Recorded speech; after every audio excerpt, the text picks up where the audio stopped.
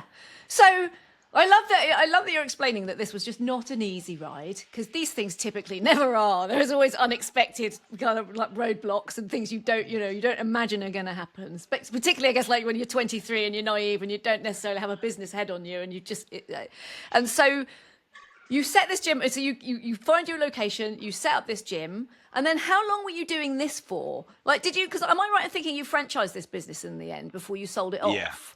Yeah, I did. Yeah, that's right. Yeah. So I opened it just myself, and oh my God, as a career coach, and you would probably think, oh my God, what is he doing? When you saw me open, I didn't know. I set it all up. I had one person that I knew, there was a builder that helped me out, and like called Tim, who came along and like put all the flooring down, helped me do the flooring down. And then we built the reception, and we put a shower in it. It was pretty basic, hardly any kit really. And I literally had not done like one piece of decent marketing, nothing. And I just thought people were going to turn up. So I remember we did the open day, and like my mum had come down to help, and she'd made some coffees, and literally I think we had like this is me guessing, like 10 to 20 people turn up for the open day, which is like diabolical for an open day, isn't it? So, for a gym.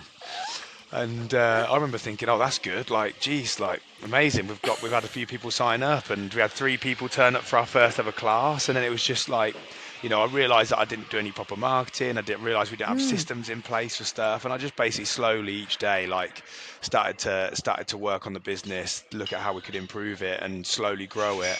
It was challenging to begin with because, like, as an example.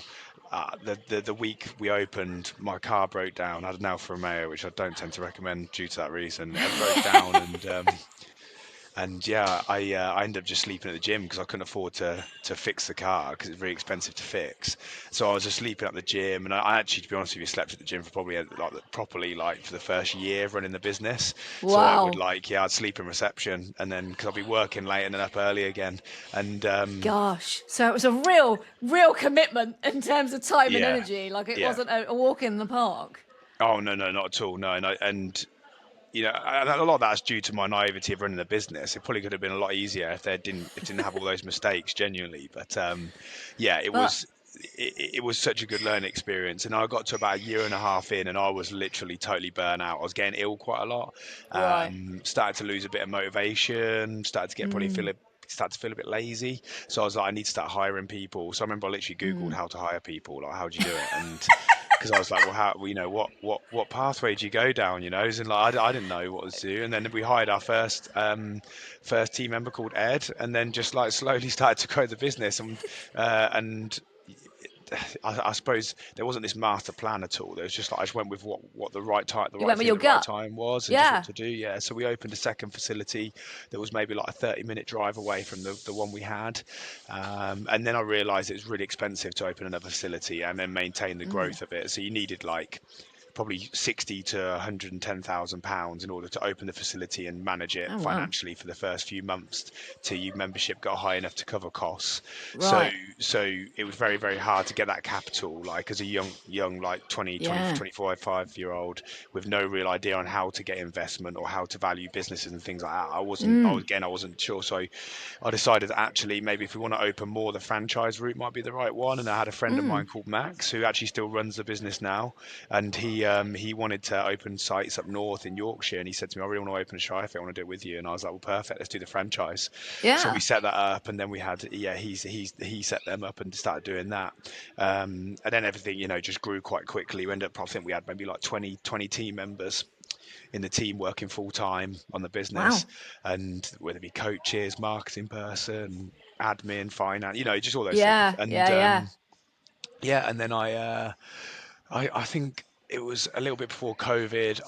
I'd just upgraded one of the sites and moved it. Our first ever one, we moved it to a nicer site, and then I kind of just like I don't know. I think yeah, probably similar story to the Marines. I kind of just got to a point where I was a bit like, okay, well I feel like I've done what I want to do out of this, and I'm ready for some new experiences. What I didn't Yeah. want, I found myself like sat in an office on a computer all the time, and was a bit like I want something different from life. I don't want to be in this. In hindsight, what had happened was, as the business had grown, I'd just been at the top of the ladder, Yeah. in this like So your not role leadership changed. It capacity. wasn't like you were actually in the gym, like Yeah, coaching and training. You were running the business. So exactly that. Yeah. yeah, yeah. Exactly that, yeah. And I should have adjusted for that. I should have brought some more people in to come and get involved and run that, and I didn't. So I ended up not enjoying the role, which is then my immediate reaction was, right, okay, so it's time to take a step away now and look to do something different. So yeah, so obviously sold the business. We sold the individual sites, and then someone else now runs the gym brand 𝗧𝗛𝗓. So Okay. yeah, so sold that, and to be honest with you, like the sale process was really challenging because COVID hit, so the value of Right. business dropped Oh dramatically. Literally, gosh. I remember Yeah. overnight. I remember sat in the office, we were doing negotiations with people, and I remember the following day lockdown hit and we had to close up. You Oh god. within 1 week, you lose 50% of the membership base because they Yeah. can't go to the gym. Some others paid out of loyalty, but obviously most people couldn't. Yeah. So the value of the business was all based on income On and income and profit that was being members. generated. Yeah. Yeah. So yeah, so that disappeared. So the value of the business also like halved immediately. So it was really, really, really challenging like time. And because the difficulty was I'd already committed to selling the business. So then all these Right. negotiations with these buyers, they kind of, they knew I was wanting to sell the business. Yeah. So then there's a lot more room for negotiation. So, and I'd already kind of not tapped out, but I was mentally ready to move on. So You were ready to yeah, move on. that was challenging, but then we got through that. I ran the businesses through COVID and kind of had to pivot it, which actually was good for me. It was like motivational to keep the business running. So we moved obviously all online, like most people did, and set up studio and did online classes, and and we rented out lots of gear and did all those things. And it was during that time that I started to do some charity challenges, raising money for charity. And then I was like, well, Right. maybe I can do that in some capacity. I don't know what that. I didn't know what that. I didn't know what that looked like, but I was a bit like, maybe I could start doing that a bit more and get outdoors a bit more, like I used to in the military, and enjoy that. So that's where then the next step kind of rolled into what we're doing now. Okay. Yeah. So the charity challenges. So I know one of them was that you cycle across Iceland? Yeah, that was that one that of was them? that was a more recent one. Yeah, yeah. Oh, So okay. I started off with the first probably proper one I did was like there's a piece of kit some listeners might know, it's called an assault bike, where like the arms move as well as the legs when you're pedaling, Oh, and it's quite sonorous for being a not very nice machine to be on.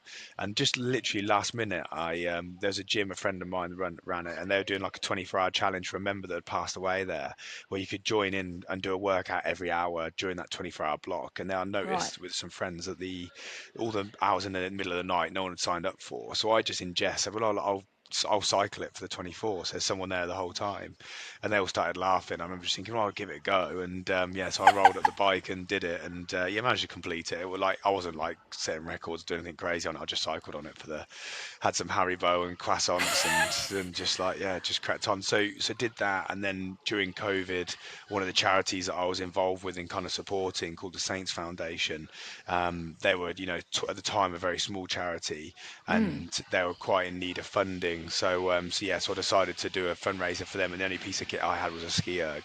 So I did like fast forward through that story, but I did 24 hours on it and managed to set the world record on the skier and I trained for that one for maybe 3-4 months in preparation, to Wow. get ready for that. So and did that, and that's where it all kick-started. I did some other challenges, and then I started getting back outdoors again and doing some more expedition challenges in Africa, and obviously did the one in Iceland where where it's just an idea of mine was to cycle from the very north dead through the center, just because of the remoteness of it. Yeah. And like I got mapping out, drew routes, spoke to people that I knew that had been in areas, and kind of come up with what we'd do. And then obviously we went and did it, which was an amazing experience. It's really, really cool. I love Iceland. It's an awesome country. It's just a bit expensive. That's So, the only negative, isn't it? It's just a bit. so you were doing these like expedition, like these things for charity, sort of through the end of the gym business that you had, and then out the other side.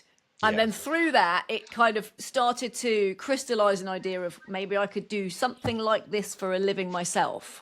Yeah, kind of. Yeah, that's probably the best way of wording it. Like, to be honest with you, I didn't actually have a clue what I was going to do once I sold the business. It was a bit like, well, there's a few opportunities, and but nothing solid. And so I was doing this charity stuff, and I was watching my bank balance just disappear rapidly. Like, obviously, I had from the sale of business, I had some money, not a huge amount. Once I'd been taxed about 5 different times, and which I was very naive to and didn't realise was going to happen. I remember thinking I'm going to have loads of money, and I looked at it, I was like, I've hardly got any money.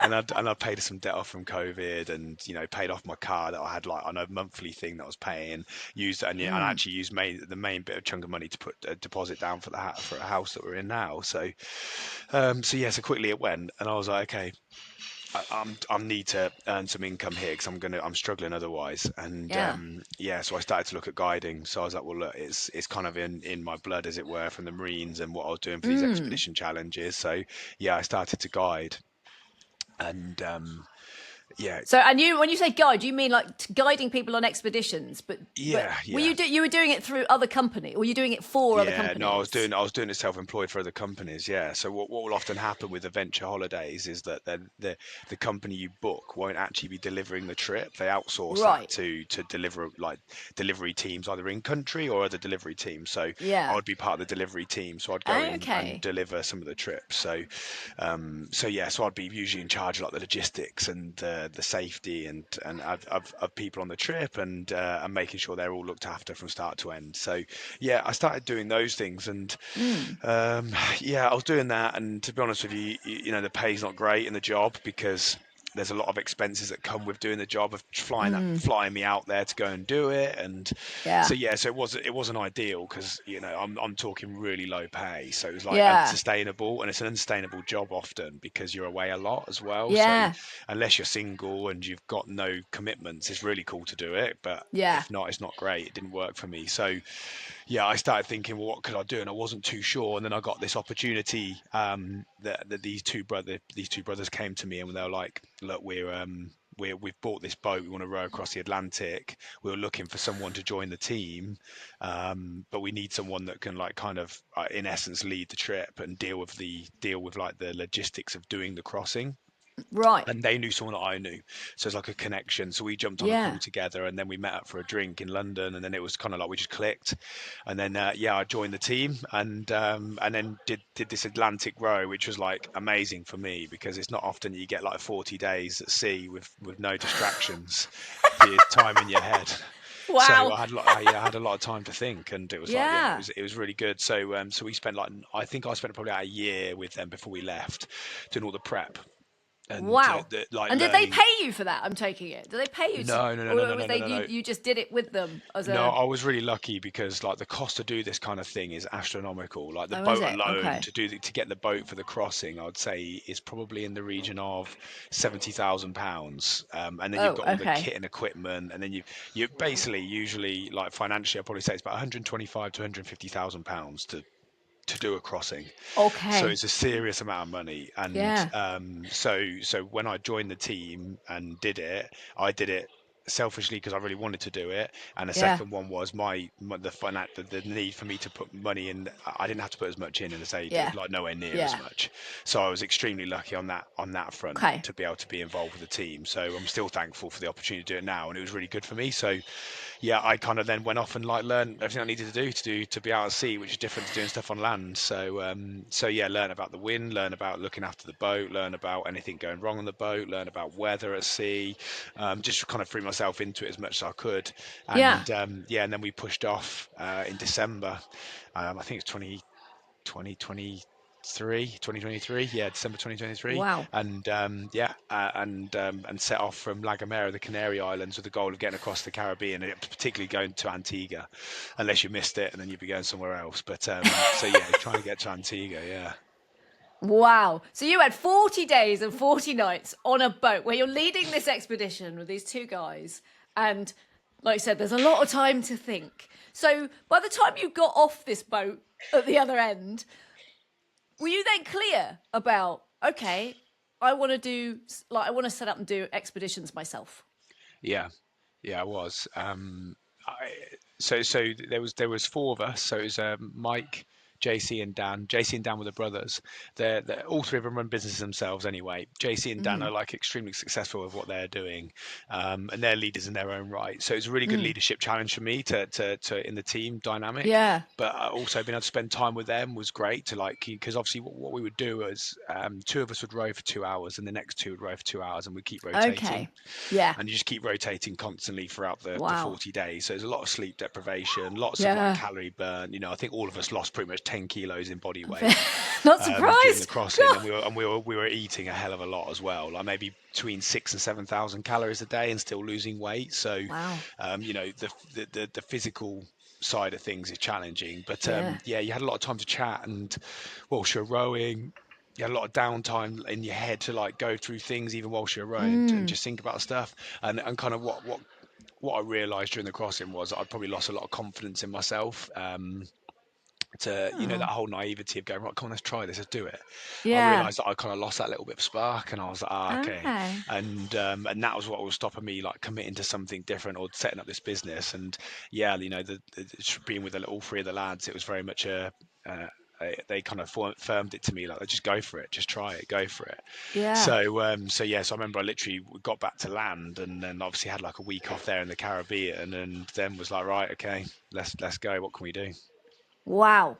I love that. Actually you recognized, you know, you took some of that time to actually deeply think and recognize that you were sort of standing in your own way, that confidence was actually an issue, that it somehow seeped away and it was stopping you stepping into the next thing. And then using that time and with those people who, like you said, leaders in their own right, to rebuild that confidence and recognize that you could do this, and then go, right, definitely, yeah, I'm done. That's it. I'm in. So you did all this, and so then you set up Legend Expeditions, which is what you're doing now. Yeah. How did you get this off the ground? Like, what was your first expedition with people, and like, how did it come about? Yeah, that's really true. So just to rewind as well, just a second, because there's something that we discussed when I chatted to you last time, Ali, where we said about purpose. And what I realized was when I ran the business, I was working like, you know, silly hours, and it's what I did every day for my life for like the 4 or 5 years I was running it. Yeah. And when I sold it, I remember the next day I had nothing to do, and I just suddenly felt this emptiness, and I'd lost this purpose. And I realized during the row as well, that's what I was lacking. I didn't have this like purpose or reason I was doing something. So I was a bit like, okay, like I need to change that. And doing the charity stuff was great, but there was a lack of purpose to it, because I'd be jumping from one challenge to another, really fighting to raise money for these charities, and then I don't know, I just felt like a bit of emptiness doing it. I didn't have that I didn't have this path that I knew I was following and somewhere I was going, and I felt really lost, and it made me feel a bit lazy, and it made me like, you know, not feel very motivated. So that was another thing that row kind of kicked in for me. It was like, okay, that's the loss of purpose was the key. And I realized that the thing that was stopping me getting a purpose again was probably a bit of confidence. I didn't feel confident myself to go, I could set this business up and do it.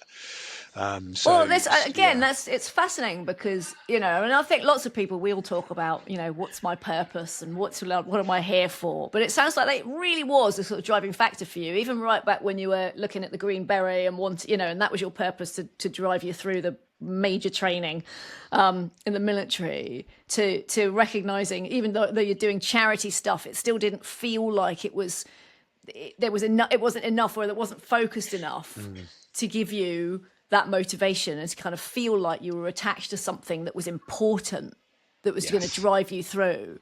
So, okay, so you rebuilt through that trip confidence, and you then, you know, and you recognize that actually if you set up if you set up Legend Expeditions, you set up your own thing doing this, that was you've got a new purpose, a new path to follow.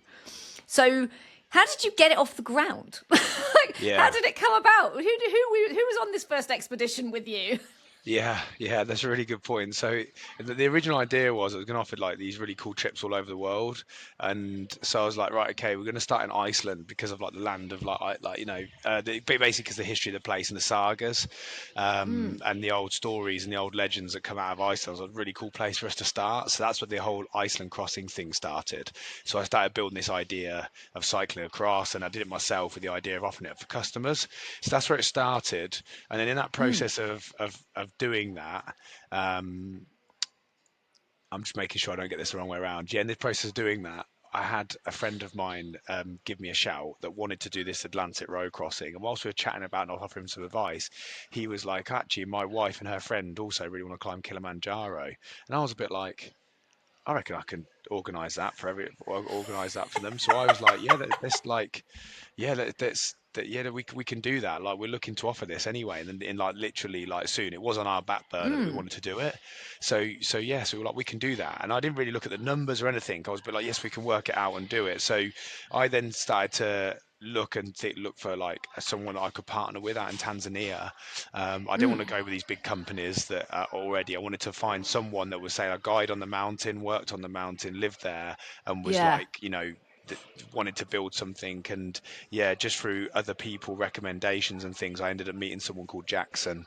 And I'd say like we're pretty much brothers now. It's like, Oh, so you and went with somebody local who genuinely knew the terrain, who had the yeah. experience and the nous, and you didn't do it through some big company that was, Yes. yeah, love it. Okay. Yeah, so started to chat to him, and then we're like, okay, let's run a trip, and then we put a date in the diary to run that one, and at the same time I was trying to organise Iceland, and Iceland was just getting like the trip was getting really expensive to operate and run because all the costs in Right. Iceland are so high. We were looking Yeah. at like just to be able to make a small amount of money back, it was going to have to retail at 9 or 10 grand, and it was Right. just kind of like for such a small business, and we didn't really have I didn't have the customer base, the reach to Yeah. be able to sell that trip.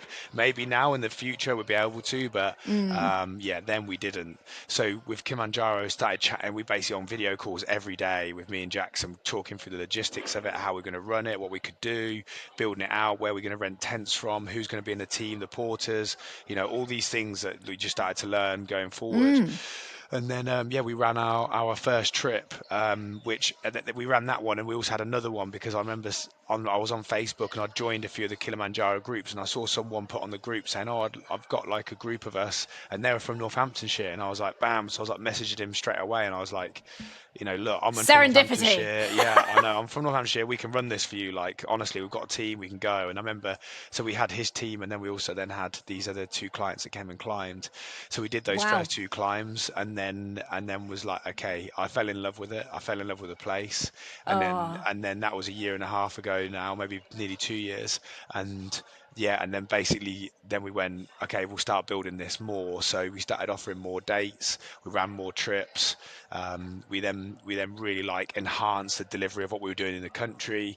I started having lessons to learn Swahili because of a lot of our team couldn't speak Swahili or couldn't speak any English, so I wanted to be able to speak with them and work with them properly rather than using hand signals. And Yeah.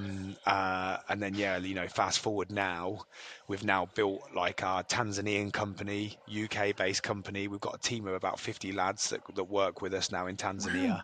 Wow. And we've got that all operating now. I'm probably with Swahili, I'm maybe like 75% of the way there now in terms of speaking the language. That's Um, incredible. I mean, and again, it shows you like all the way through what's coming. What's loud and clear to me is that whatever you commit to, you really commit to it. Like it's not a yes, half-assed effort. yeah, I do try my hardest. Yeah, I suppose I'm a Which I trier. think with anything entrepreneurial, I think if you're not, it's the only way it's going to work. There will inevitably be ups and downs and things you don't expect as you're trying new stuff, but you have to give it everything you've got, which is clearly what you're doing. Yeah. So Yeah. I know, so you've developed. So you're working with people on the ground, using local people with local knowledge, and then also you've built luxury, like for the Kilimanjaro offer. It's a luxury offer, isn't it? Because you took the learnings from the companies, the guide companies that you'd worked for, the good and the bad. You kind of took those learnings, and so you've developed it out. So that you've got like stand-up tents and private toilets and showers. So as you're making the climb, you're making it as easy as possible for people to hit the summit. Yeah, that's exactly it. We originally looked at it and went, how do we increase summit success? So Kilimanjaro is extremely hard. People don't understand that it's very, very challenging. It's a high mountain. It's nearly 6,000 meters high, so high altitude, Right. and the summit success is actually relatively low, like for a trekking mountain. So that's got no high technical elements. So I'd probably say the average summit success is like 75%. Wow. And so and probably, this is me counting the good routes. If we count the bad routes, it's going to drop down into the 60s. Right. So because of that, we were looking at how do we increase some of its success, because if you're going to be spending 3, 4, 5, 6,000 pounds to come out and do this big trip, you want to be able to Yeah. at the best chance possible get to the top. So part of that then was, well, how to acclimatise. We need to sleep really well. So we're like, right, how do we increase sleeping standards on the mountain? How do we make sure they're getting enough food? How do the fluids? How do we look at the medical side? How do we look at pace? How do we look at what routes we do on the mountain? All those elements, we could basically went down, looked at every detail, and then what's naturally occurred because of that is the trips become luxury in the sense of we have our own toilets that mean that there's hygiene's really high. Instead of using all the public toilets, we take our own showers up to be cleaner.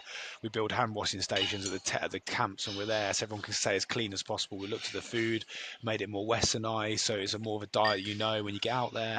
So all these kind of things, and so it's a real it's a full on developed thing now. Yeah. Wow. And This is amazing. And what sort of people go on these expeditions? Like, is it like super fit athletes? No. No, actually, no, not at all. Like, when we first set the business up, like that avatar, you create your avatar of like your perfect kind of customer. When we created it, I was thinking, right, it's going to be like guys in their 30s that are like, highly successful, want something hardcore and cool to do. And actually, we found like it's not that clientele at all that we've like ended up reaching out to. We've then like pivoted and moved to it. So now it's like, because I think because of the wraparound care that we do, because we deal with literally everything. Like from the moment like we jump on a call like this with the clients, if I'm nearby, I'll meet with them for a coffee, and then I'm there on the ground with them when they arrive, pick them up from the airport. We deal from everything from start to the point we drop them off. So because of that, we've ended up probably enticing a different kind of clientele in. So it's more the person that's busy, doesn't have the time to think too much about the client, but really wants to do it. Right. So we can deal with everything for them. We get quite a lot of US, Australian, and UK based clients currently. That's our probably main demographic or areas that we're covering. And I suppose I'd say that's pretty much our market now, is people that want that wraparound care. They don't want to have to think too much about it. In terms, you said about the fitness element, that you do need to have a decent level of fitness because you're trekking every day for like 6 to 8 days. So, but the trekking is slow and it's not hugely far.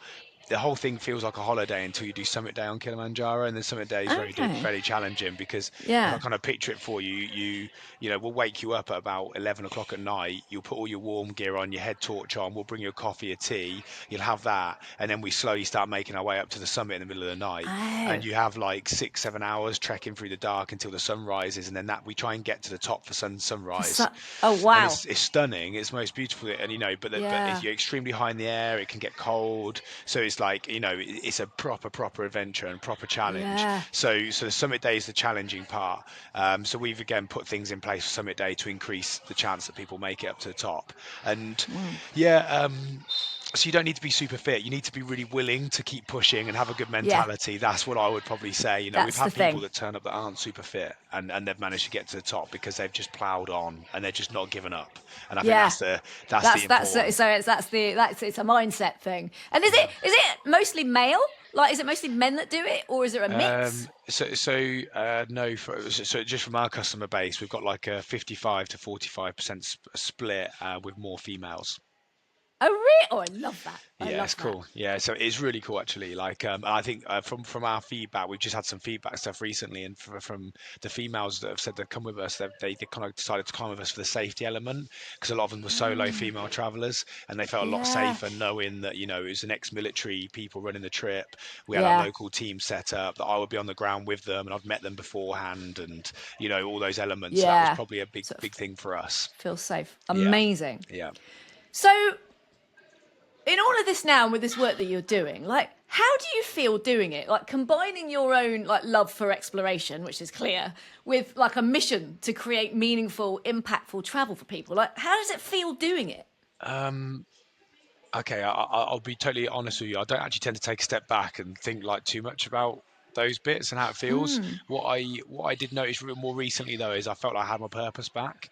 So I was driven, like I was on it, like I was chasing Amazing. things. I was like, let's do this, let's get after it. So yes, Says I'm everything, actually, that.